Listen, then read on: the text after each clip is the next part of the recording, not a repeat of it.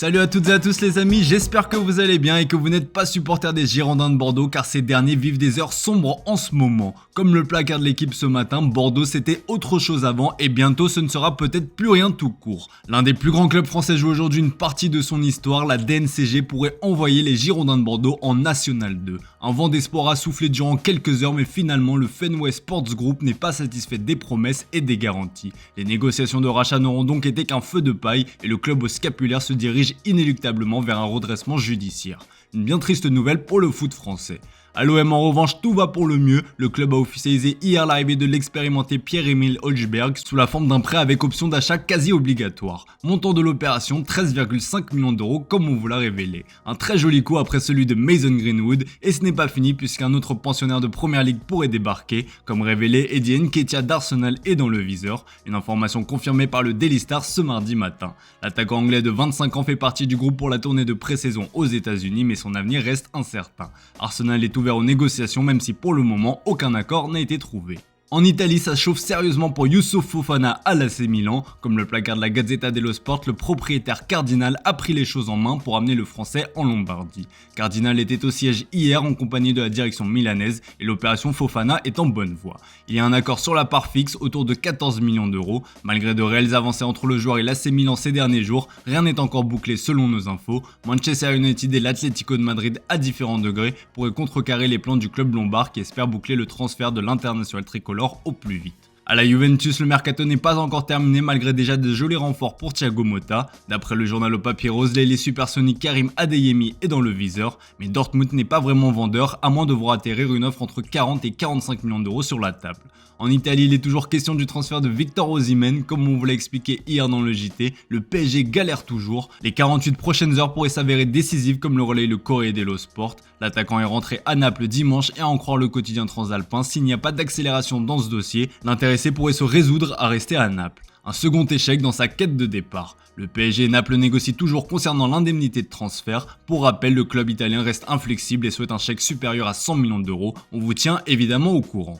En Angleterre, Manchester City est pris d'assaut par l'Arabie Saoudite. Ederson et Kevin De Bruyne sont annoncés avec insistance dans le viseur d'Al Ittihad. Si le Brésilien est proche d'un départ, Pep Guardiola a annoncé que son maître à jouer belge va rester. Pep Guardiola a fait cette déclaration avant le match amical de son club contre le Celtic en Caroline du Nord. Pour autant, le Daily Mirror révèle que Manchester City chasse une star anglaise du nom d'Eberechi Eze. Le Daily Star affirme que Guardiola a des vues sur le milieu offensif de Crystal Palace. Le coach catalan est un admirateur de longue date du joueur, mais pour le déloger, Crystal Palace réclame pas moins de 80 millions d'euros. Enfin, il est aussi question de Lenny Yoro outre-Manche. Le grand espoir français s'est déjà mis tout le monde dans la poche à Old Trafford. La preuve, à son arrivée, Yoro a reçu un message d'une légende du club, un certain Rio Ferdinand. The Sun a tout de suite fait le lien et a trouvé un surnom assez original pour le français. Appelé-le Yorio, lâche le tabloïd anglais. Évidemment, on ne peut que lui souhaiter la même carrière que l'emblématique défenseur anglais. Direction le Portugal où le PSG rêve d'agrandir sa communauté portugaise avec de nouveaux talents. Le club parisien en compte déjà plusieurs avec Vitinha, Nuno Mendes, Danilo ou encore Gonçalo Ramos, mais ne compte pas s'arrêter là puisque comme l'explique Record dans ses pages intérieures, Bruno Fernandes est dans le viseur. Le PSG profite des discussions avec le club anglais pour négocier avec Sancho comme on vous l'a révélé et aussi donc le capitaine de Manchester United. Mais cette piste ne devrait rester que de l'ordre du simple intérêt. L'équipe assure que le PSG ne devrait pas aller plus loin dans ce dossier, jugeant l'ancien du Sporting CP trop cher et pas comme une priorité. L'objectif du club parisien est d'attirer João Neves et d'après Ojogo, le dénouement est imminent. La pépite de Benfica pourrait même ne pas revenir à Lisbonne. Le joueur est actuellement en vacances et son retour à Benfica est prévu le 26 juillet. Le PSG intensifie les négociations avec les Aigles pour tenter de finaliser un accord avant ce week-end. Pour rappel, le PSG a formulé une offre de 70 millions d'euros pour le crack portugais. Benfica tente d'en obtenir plus, mais le dénouement est proche. Allez, on termine ce tour de la presse sportive en Catalogne avec Hansi Flick qui fait le tour des médias catalans pour présenter sa philosophie de jeu aux supporters. Comme le rapporte le Mundo Deportivo sur sa une, le style de Flick c'est de la qualité, de l'intensité et une concentration absolue dès la première minute de jeu. En résumé, Flick espère que son équipe pratique un beau football comme il est de coutume chez les Blaugrana. En tout cas, le nouvel entraîneur estime qu'il a une équipe au top comme le relaye Sport dans son édition du jour. Il s'est notamment dit impressionné par Robert Lewandowski à l'entraînement. Le Polonais fait pourtant pas mal débat en raison de son âge avancé français et surtout de son salaire mirobolant. L'attaquant touchera pas moins de 32 millions d'euros cette saison, soit le deuxième plus gros salaire en Liga. C'est un gouffre financier pour un club en difficulté financière, surtout s'il ne répond pas aux attentes. Mais comme l'indique Relevo, le Barça aura la possibilité de se séparer de lui gratuitement l'été prochain grâce à une clause cachée. Pour cela, il faudra qu'il joue moins de 55% des rencontres du club barcelonais. Le Barça a déjà anticipé et pense déjà à lui trouver un successeur, et selon Ojogo, c'est le phénomène suédois Victor Gyökeres qui coche toutes les cases. Le club catalan a déjà supervisé le joueur à plusieurs reprises et est tombé sous son charme.